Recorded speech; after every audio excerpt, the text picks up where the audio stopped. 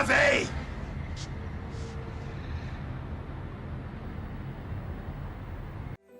Before New York gangs ruled the night, ancient warriors did. The Warriors wasn't just a movie, it was a story that turned the chaos of New York City into an urban myth. Here are 25 insane facts you didn't know before about the Warriors. The Warriors 1979 was actually inspired by Xenophon's Anabasis, a Greek tale of soldiers stranded behind enemy lines, fighting to return home just like the Coney Island gang. But the film's mythic roots weren't the only thing hiding beneath its surface. The original story was far darker than you could ever imagine. It began as a book born from real streets and rebellion. Sol Urich's 1965 novel painted a grittier, authentic picture in the book. His gang, the Dominators, were mostly black and Hispanic youths facing brutal urban life. However, in the movie, Hollywood toned down the brutality for mainstream audiences. It became a well-beloved screenplay for families. The director didn't stop there. He had a completely different vision, a more all-encompassing one that would change everything about how we saw gangs on screen. Walter Hill didn't just want realism, he desired to create something relatable, yet he wanted myth. He shot the Warriors like a living comic book, breaking scenes into chapters with splash page transitions. Even those he was working with were skeptical and criticized his approach. This creative gamble would later become one of the film's most legendary trademarks. However, the story was just the beginning of the journey. The pace of production kept mouths agape. Paramount Pictures fast-tracked the project to beat rival gang films to theaters. After getting the approval to shoot in mid-1978, it was released by February 1979, which was less than a year later.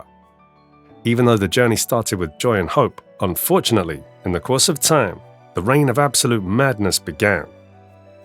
While filming in New York, actual gangs showed up demanding money and territorial rights. The crew even received threats, forcing them to hire real gang members as bodyguards. And that was just the beginning. Soon, things would get truly dangerous. Production continued, but during night shoots, rival gangs stormed the set, vandalizing props and vehicles. Equipment worth thousands was damaged before the police could intervene. Still, the crew pressed on, but filming in the open streets had another unexpected challenge. Even at 3 a.m., hundreds gathered to watch the movie being filmed. Some refused to leave, forcing security to drag them off set. And just when they thought the chaos couldn't get worse, it did. At one point, angry locals dumped liquid from apartment windows onto the actors and crew because of the noise. Some nights ended with bruises, broken props, and drenched costumes. And yet the most bizarre protection for the production came from an unlikely source. To stay safe, producers paid the Mongrels gang $500 a night for security. Ironically, the real criminals protected the fake ones.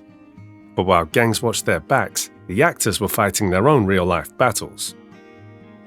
While filming a chase scene, Deborah, who played Mercy, fell and broke her wrist. The injury was hidden on camera by wrapping her arm in a jacket.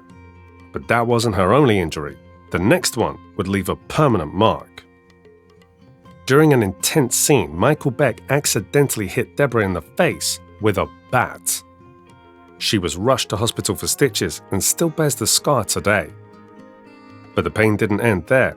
The cast faced chaos both in front and behind the camera.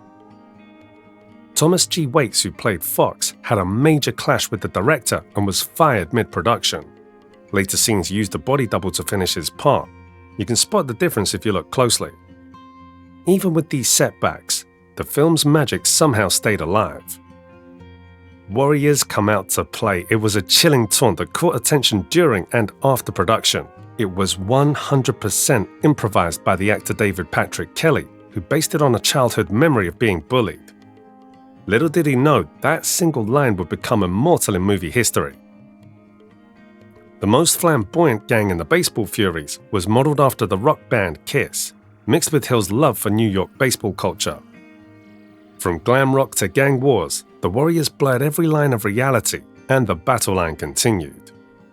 It is interesting to note that while some gangs resisted the production of the movie, other gangs liked the Warriors' leather vests, so the wardrobe team banned anyone from leaving the set in costume.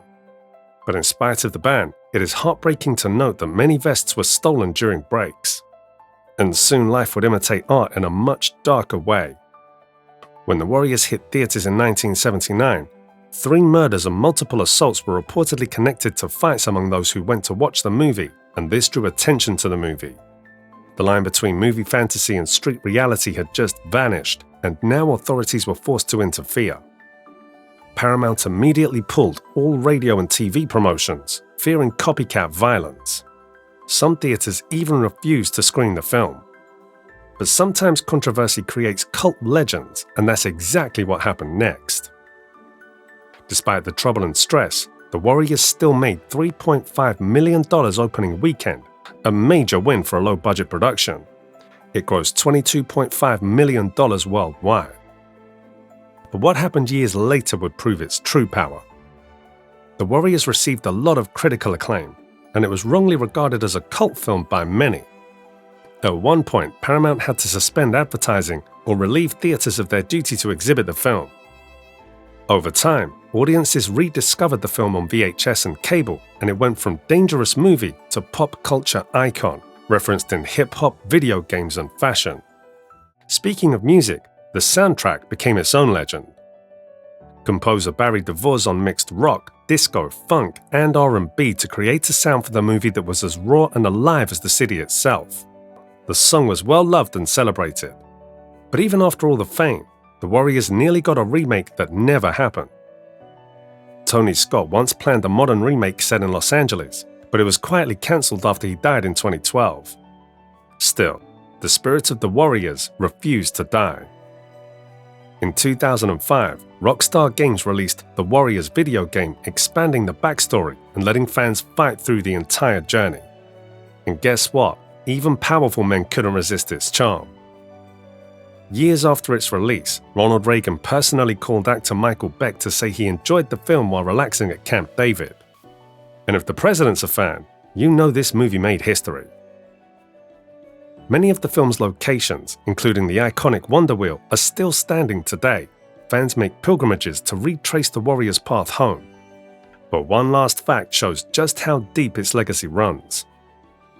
In 2015, the original cast reunited, dressed in costume, and rode the New York City subway, recreating their legendary journey to Coney Island. Fans filled the stations cheering, "Warriors come out to play." Old faces, same journey, one last ride through memory. From gang fights to Greek myths, The Warriors became more than a movie, it became a modern legend. Which of these 25 facts blew your mind? Please like, share, and subscribe to this channel. Until next time, thanks for watching.